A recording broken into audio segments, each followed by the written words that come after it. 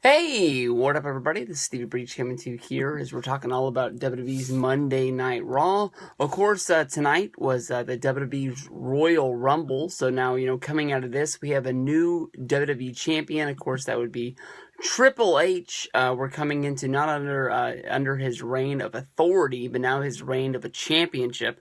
You go back to just a couple of years ago, Triple H was trying to make a comeback to the ring where he was going to try and teach a newly, I guess you can say, a newly gimmicked Curtis Axel with Paul Heyman a lesson, and he was counted out from the ring as basically he was not physically fit to be wrestling, and Stephanie and Vince were trying to convince him to give up wrestling and just, do the business side of wrestling.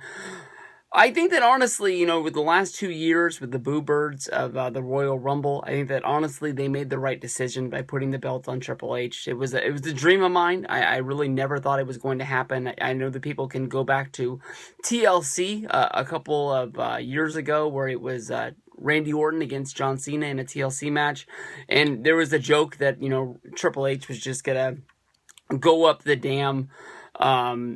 He was going to go up the ladder and grab the belts and just crown himself champion. And then there was also the rumors that, at WrestleMania 30, he would beat Daniel Bryan, and then he would put himself in the main event, and he was going to beat Batista and Randy Orton because basically his team wasn't going along with the plan, and that he basically thought that if he was the champion, he wouldn't have to deal with the crybabies of Orton and Batista, and he thought if they couldn't get the job, then he was going to have to get it done. But I don't really think that Triple H is going to be wrestling a lot as champion. Maybe they might hint tomorrow night of a championship match where Roman asks for his rematch, but I don't think we're actually going to see the match until WrestleMania. I wouldn't be surprised if the belt sort of just sits on the shelf.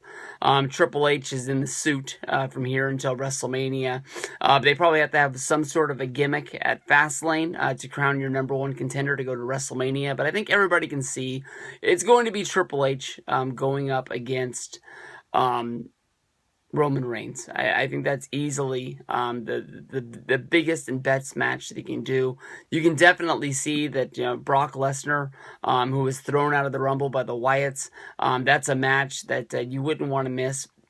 Mania, and then you also have Sami Zayn and Kevin Owens. Whether if that's going to take place in NXT or whether that's going to take place on the main roster, that's something to look forward to in the upcoming months as well. Of course, Sami is in a promo with Samoa Joe right now to see who is going to be the number one contender going to fight for the NXT Championship at the NXT Dallas show. For some reason, I really thought it was going to be Finn Balor versus Apollo Crews, but I guess, as Dave said, it's going to be Finn versus Sami, and I don't know what to think, because it looks like Sami and Kevin Owens might be a WrestleMania match, but at the same time, I think that really in NXT, you need to be looking for somebody to take that championship off of Finn to get Finn up to the main roster sooner than later. And I thought maybe Sami would be that guy to sort of take the championship, where it wouldn't be like he really got left behind. It's sort of like he's taking his reign. He got to work so hard to become NXT champion. He only had the belt for, I believe, about a month before, he had over one special and he lost it at the next to Kevin Owens. And, he didn't really get his feet, in the ground. And Bayley, so everybody said that she got left behind with the Divas Revolution with, Charlotte and Becky Lynch and Sasha Banks, Charlotte, and Becky Lynch all going up to the main roster, leaving Bayley behind. But Bayley's been a pretty strong champion, and she hasn't let anybody down. She even had a good match against Nia Jax at the last special in England. AJ Styles made his debut. Easily you can see that, Kevin Owens threw him out of the Royal Rumble. This is something that we've been waiting on since, I believe, the first week of January. But you can easily say that, people have been waiting for AJ Styles to debut in WWE for 2 years since he was let go, maybe even 3 years. I think he got let go at the beginning of 2014, so 2 years, his time in New Japan away from TNA. Why they didn't give him a good offer when he was a free agent last time, I don't know, but I'm sure that they've been trying to kick themselves over that fact. But AJ coming in, he's got to have a match. I think we all knew that he was going to debut at the Rumble, but he wasn't going to win it. Who's his first feud going to be against? I couldn't believe, if you go to WWE Shop, his WWE debut t-shirt, only available in 5XL. I don't want to knock anybody because somebody out there watching this might be a 5XL, but that's a big fucking shirt. And to sell out of smalls, medium, larges, extra larges, 2X, 3X, 4X. Good God, that's a fucking lot of t-shirts. I thought they sold a lot of shirts when Samoa Joe debuted. But good God, they sold everything. And they're not even orders, they're pre-orders. Good God. Kalisto won the championship from Alberto Del Rio. I'm hoping that they're going to leave this in the dust and this isn't going to be like a 3-month-long feud. They've already had like 5 matches, so it is what it is. I didn't like that match at the Rumble that much. Sasha Banks going to be challenging for the Divas Championship. It's going to be awesome to see her sliding into a main role on the main roster. And as we talked about it before, also be looking for the Wyatts.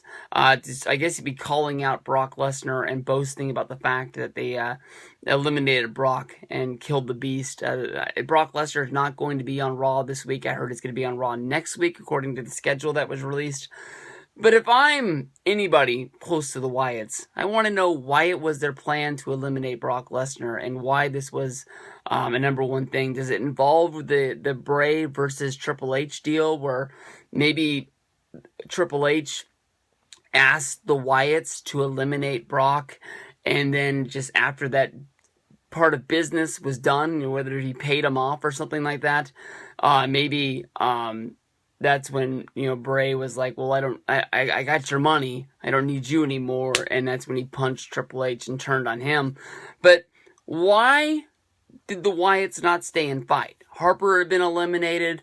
Rowan had been eliminated. I think Strowman had been eliminated as well. And they all came back into the ring to help out Bray eliminate Brock.